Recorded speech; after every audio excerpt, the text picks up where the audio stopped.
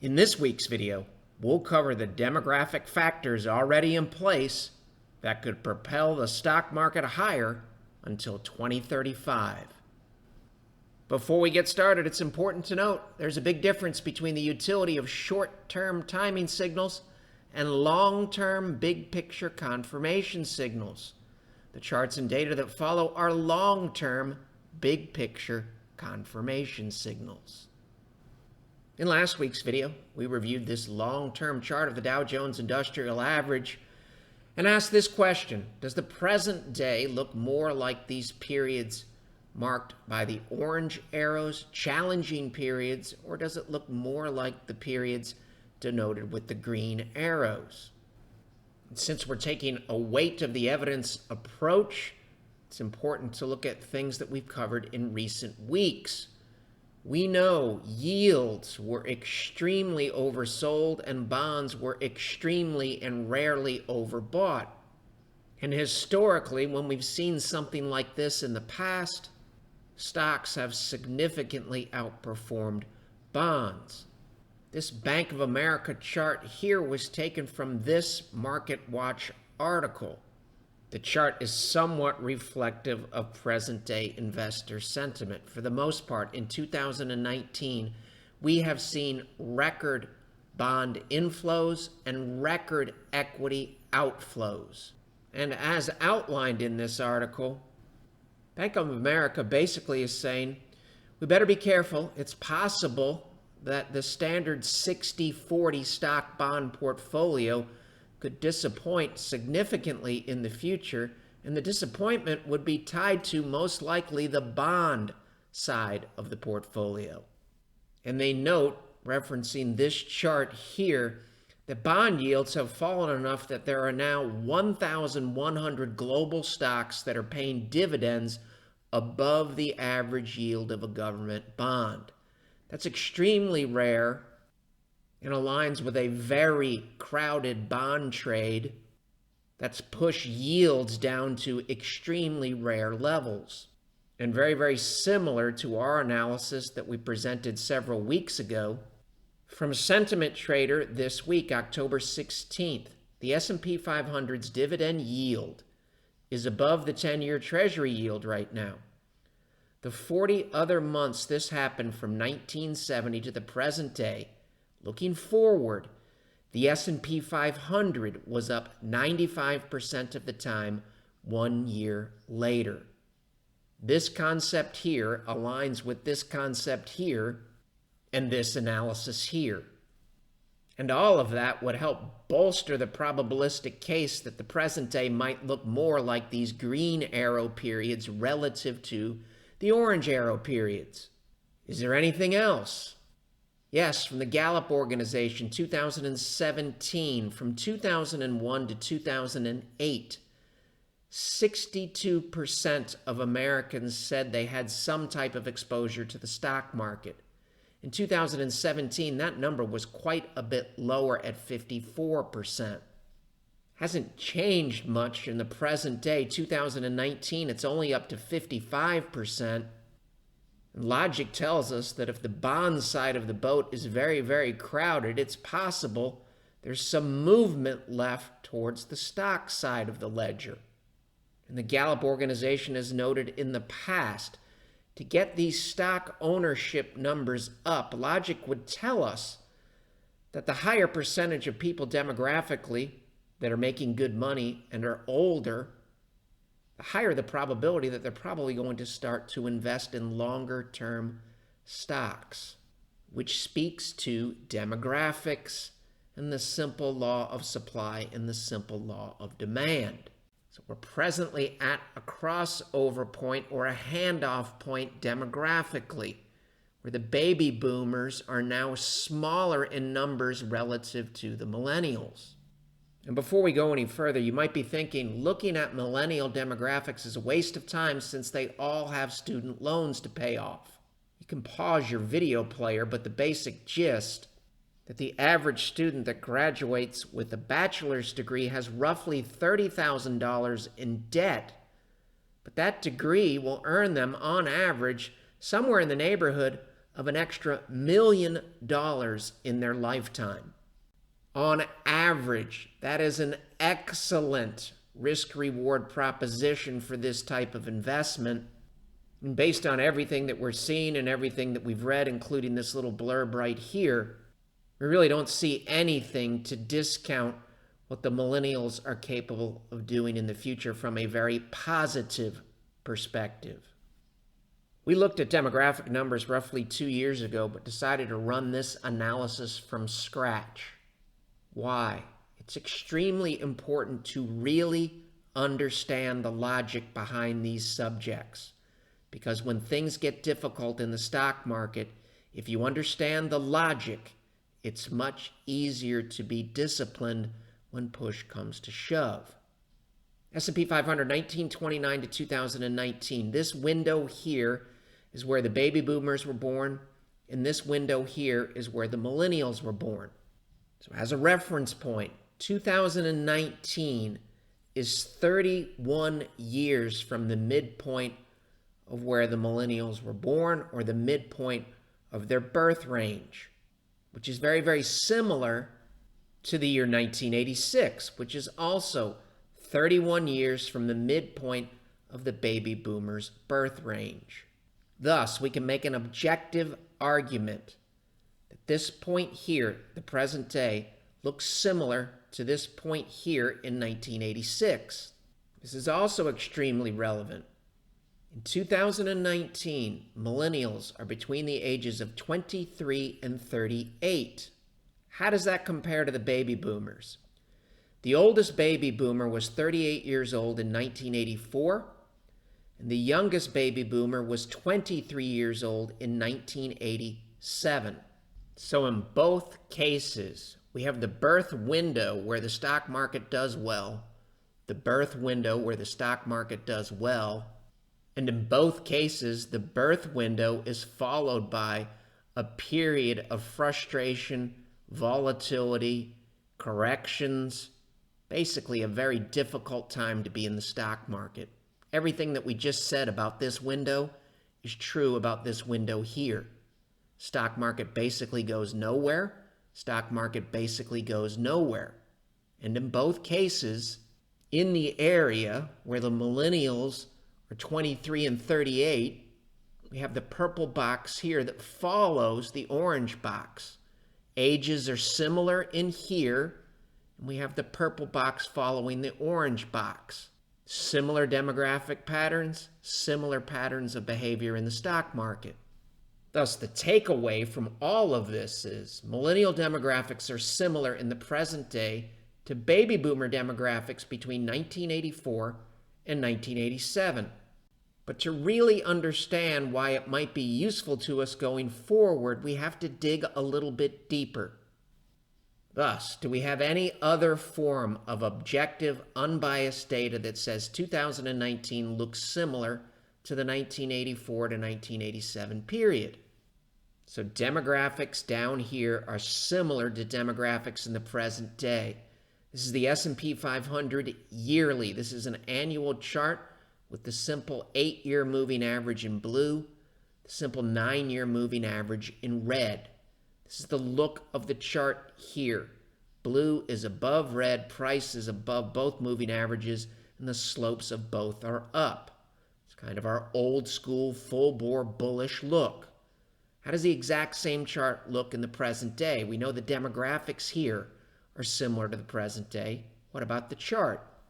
Extremely similar, telling us that human behavior, the behavior of investors in here, very, very similar to behavior that we've seen in the rearview mirror.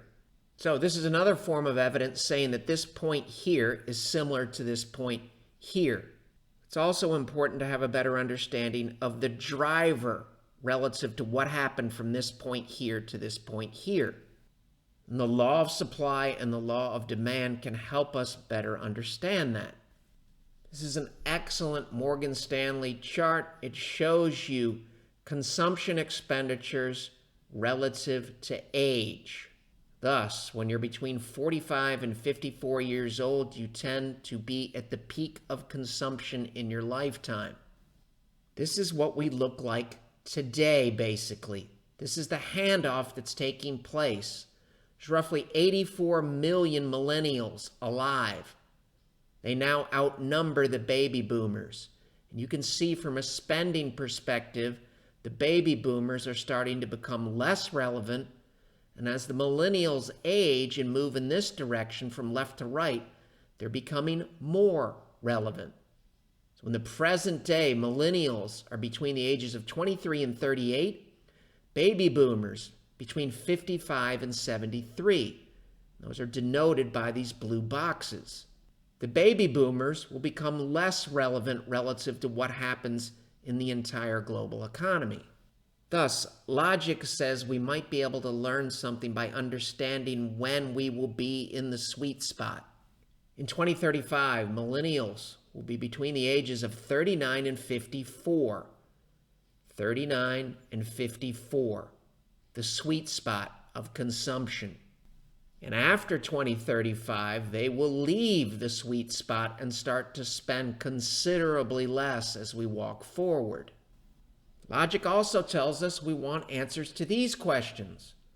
What years were the baby boomers in this same sweet spot?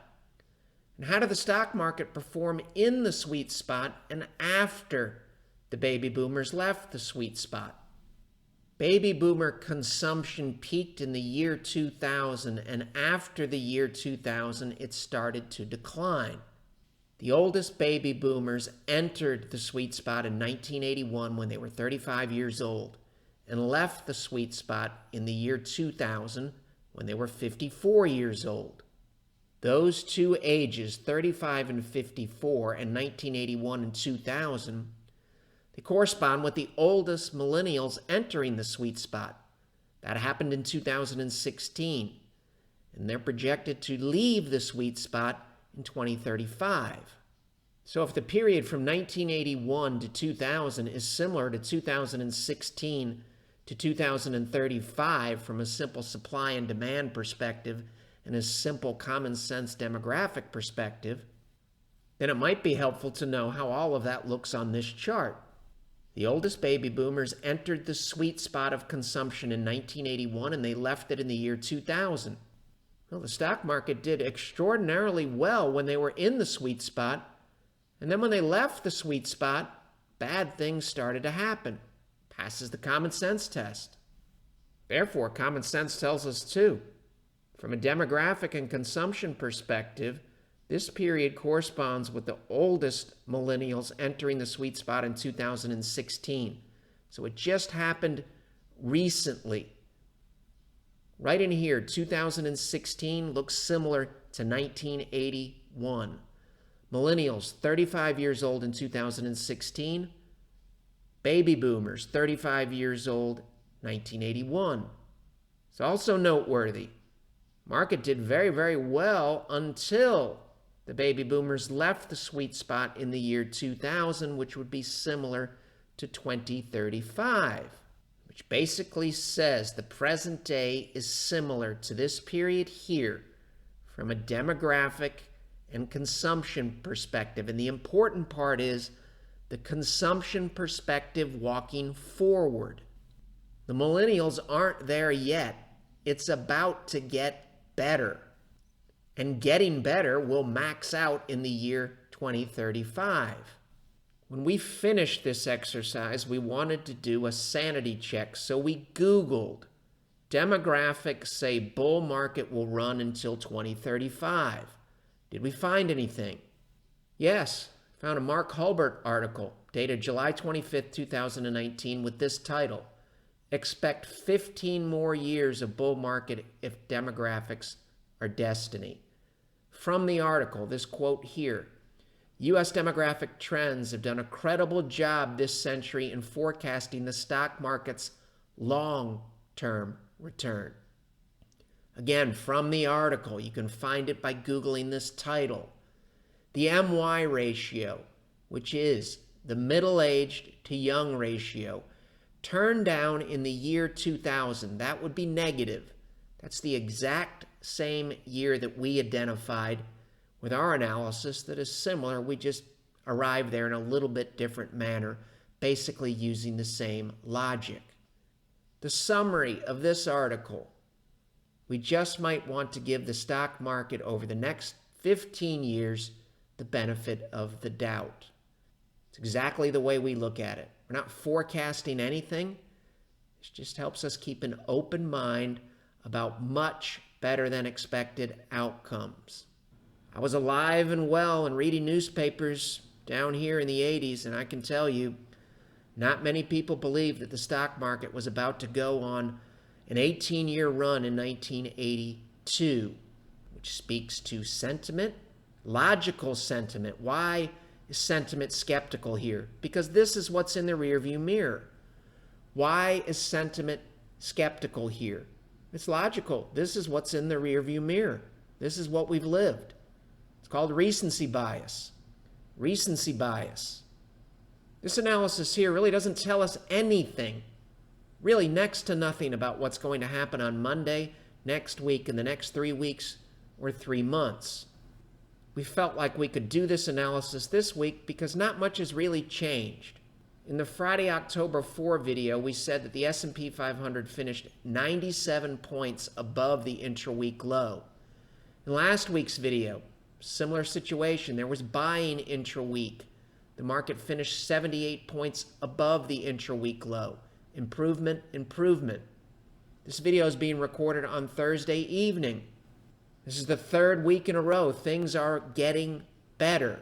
This is the look of the chart as of the close on Thursday, October 17th. First 4 days of the week, the S&P is up 27 points. Not much has changed here. This is still an indecisive look. Tight and flat moving averages in here.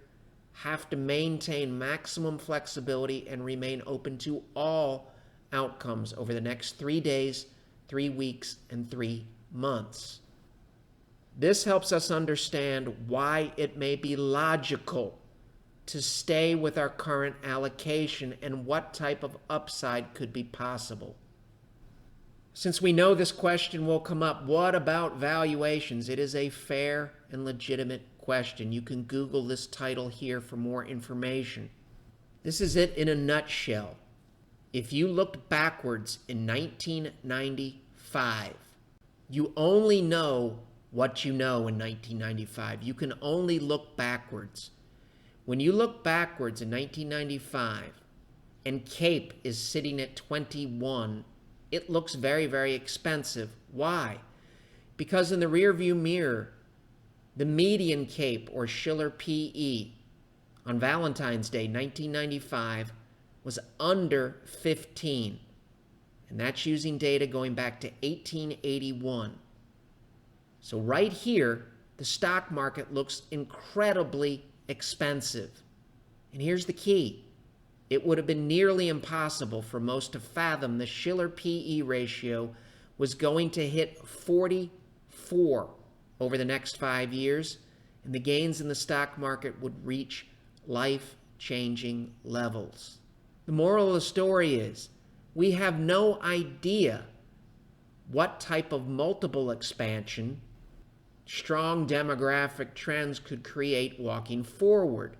Stocks relative to CAPE looked extremely expensive in 1995, but we were in one of those sweet spots. We had 5 years left of a demographic sweet spot. What happened?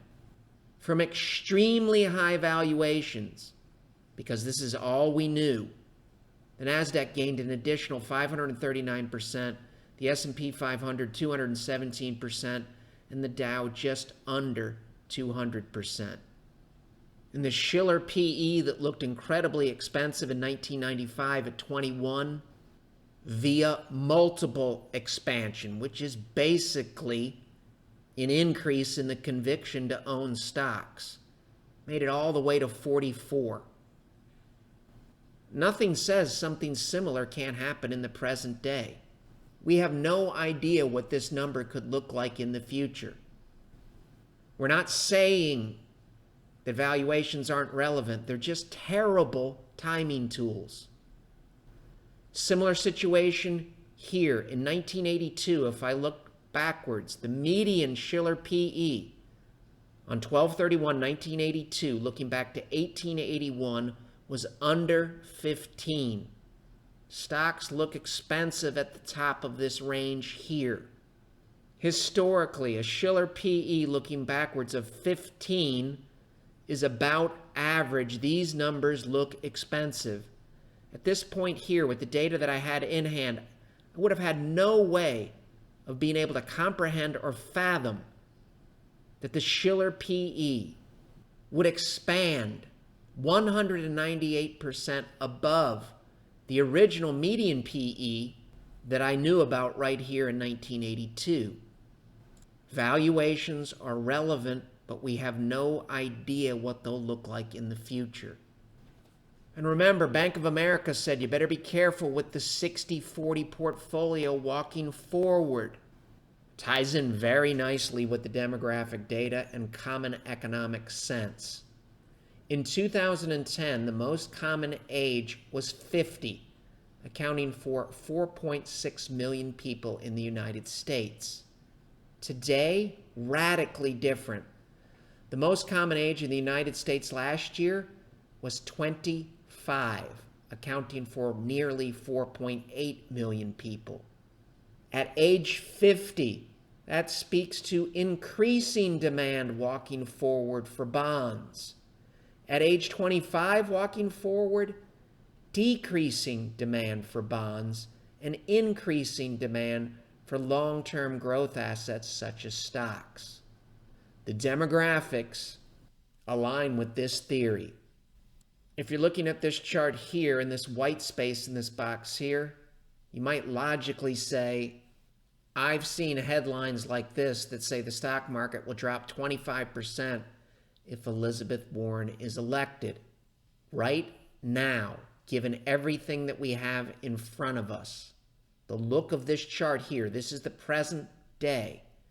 This does not look like a stock market that is forecasting an Elizabeth Warren win. Like everything that we will cover in this week's video, that's subject to change. We're making a probabilistic statement based on the look of the chart today and the weight of the evidence today. A lot of moving parts between now and Election Day. Is there anything else that aligns with this forecast here? Yes, Moody's Analytics has a model that they've been using for years, a model that was developed well before anyone knew that Donald Trump would run for president. That model, very similar to the chart that we just looked at, basically says it's possible that Trump is going to win in a landslide. That model assumes that we will not go into a recession between now and Election Day. Is that a logical assumption from a probability perspective? From an unemployment rate perspective and labor data perspective, we don't have anything in hand today that looks alarming or says a recession is imminent. The latest data that we have in hand, we did not get any type of shocking spike in new unemployment claims this week. And the current look of this chart here, here's an updated version based on the last released monthly labor report. We can't even check the first box in this list, which is white space above the lower Bollinger Band. White space above the lower Bollinger Band, stock market's peaking. White space above the lower Bollinger Band, stock market's peaking. We don't have any white space today. Like everything else, that is also subject to change and subject to rather rapid change. And that might happen, but it hasn't happened yet. If you're new to this video, what about the weak manufacturing ISM numbers that we saw? Historically, when we've had a similar and rapid drop, for the most part, good things happened in the stock market walking forward. We have seen some progress, baby steps on trade in 2019. We saw some progress on trade in July of 1995, late June of 1995, and the Fed was also helping out in that period as well. There is no question the Fed is much more friendly to markets relative to where we were in October of last year. Why are credit spreads so helpful? If you hold a high-yield bond and your research says a recession is imminent, and if a recession is imminent, then the probability of a bond default on a high-yield bond, that type of probability will increase. That's just the way it works. What would you do? You would sell your high-yield bond, and that causes spreads to widen. And if you didn't own a high-yield bond and you felt that a recession was imminent, you would not be buying high-yield bonds. Right now, we do not see stress in credit spreads. In fact, in last week's video, we covered a figure from October 10th. Spreads improved. They narrowed. October 16th. As we've noted many times, spreads can spike quickly. That may happen, but it hasn't happened yet. Very similar situation with the National Financial Conditions Index. This is the chart that we showed last week. Better, worse, or about the same this week? The answer straight from the horse's mouth, better. Anything on this chart to negate the theory that we have a breadth thrust that's similar to this one here or this one here? The answer is no. This chart too has improved as of October 16th. How about this chart? Showed it on Friday, October 11th. Has anything really changed here? No. Yields have gone up a little bit. They've moved in this direction a little bit. Nothing that we have in hand here negates this look or this look. Anything else that we have in hand that would align with the longer-term demographics? Anything else that we have in hand that would align with the green arrow scenarios over the orange arrow scenarios? The answer is yes. We covered it last week. Sentiment in the current bull market and the long-term trend is still intact. Good things have happened in the stock market when this chart looks like this. But I keep seeing headline after headline that says a recession is here. It's already here. Well, this is a headline from November 28th of 2013. This is what happened in the stock market after a headline like this. Hashtag grain of salt. Look at the present day VIX chart is also telling us to keep an open mind about better than expected outcomes. What about low volume rallies? You can find this tweet. We retweeted it. It's in our feed. What about lagging transportation stocks? You can find this tweet in our Twitter feed. What about this chart? What does it say? Orange arrows or green arrows? Unequivocally, as we covered last week, this chart, and this is the exact same chart that we covered in last week's video, the present day looks like these green arrow periods.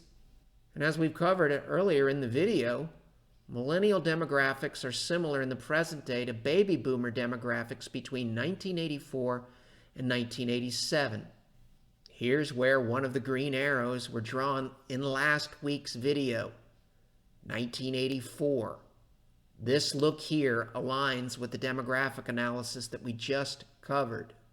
This common sense supply and demand and consumption handoff here in this box, demographics, align with all of the concepts represented on this page, weight of the evidence.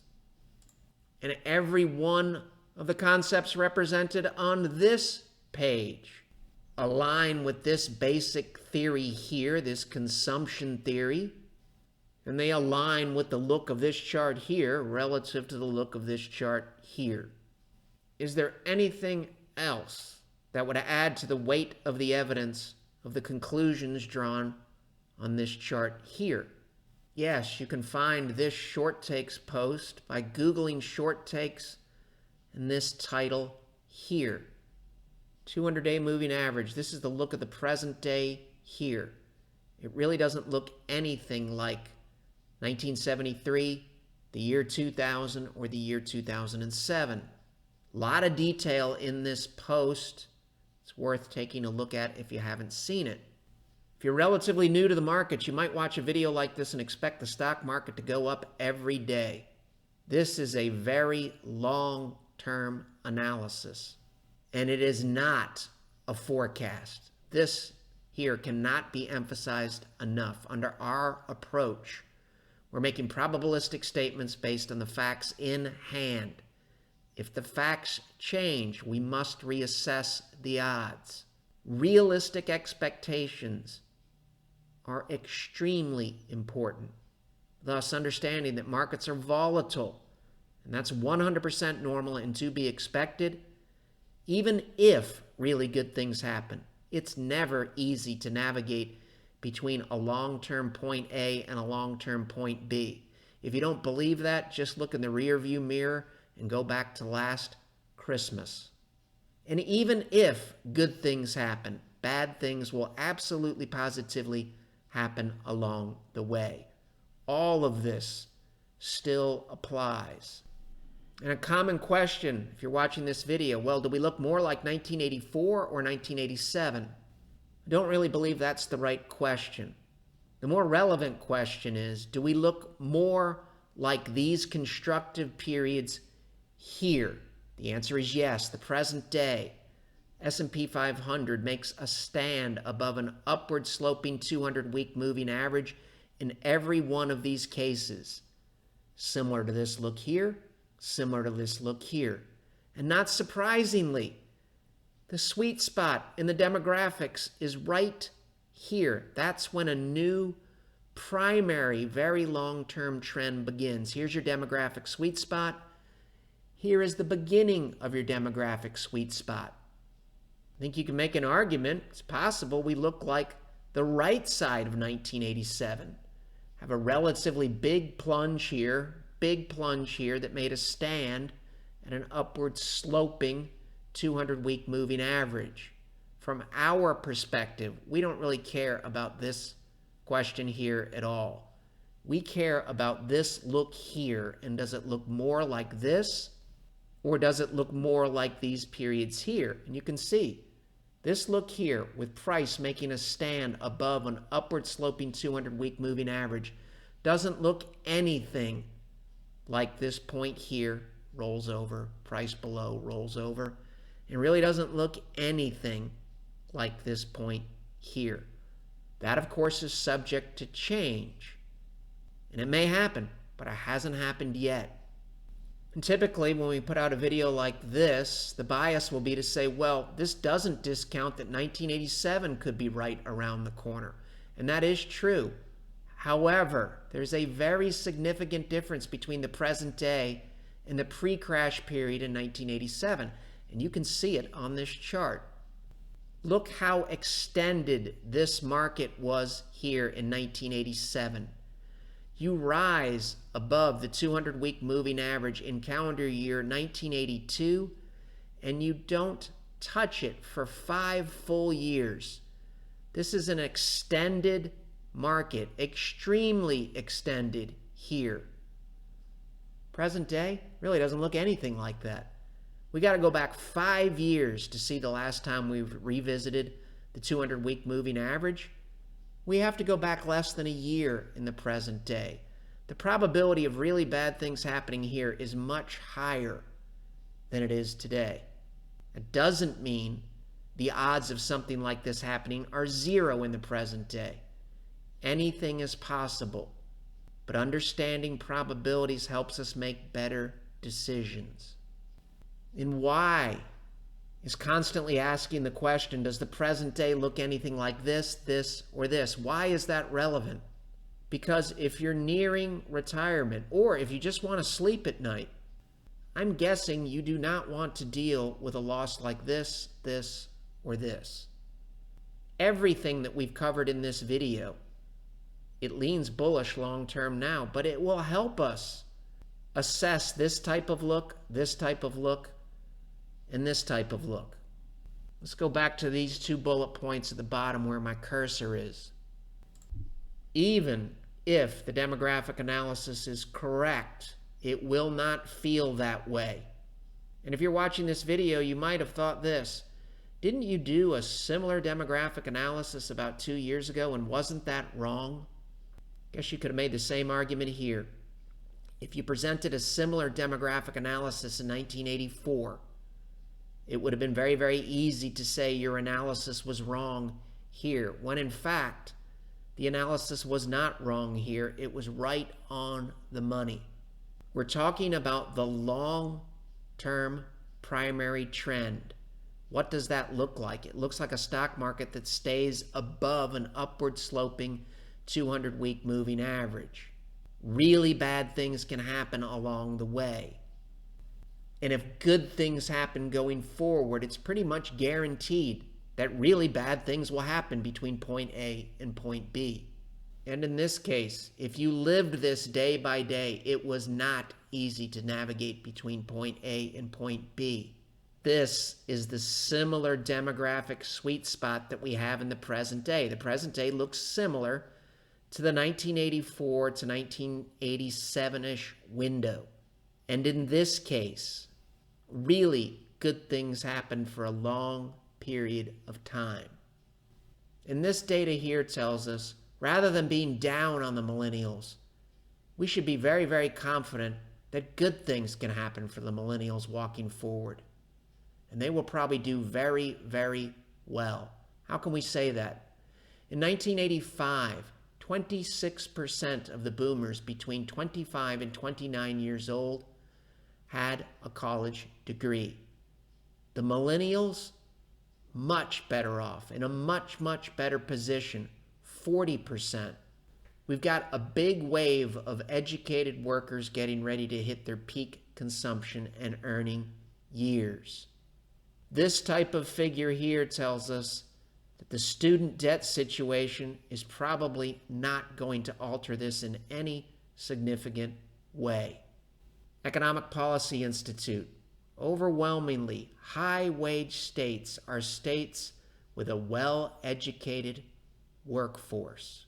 There is a clear and strong correlation between the educational attainment of a state's workforce and the median wages in that state, simply telling us to keep an open mind about better than expected outcomes. And none of this long-term analysis really changes anything for us in the short term. So as always, we'll head into next week and every week with that flexible, unbiased, and open mind.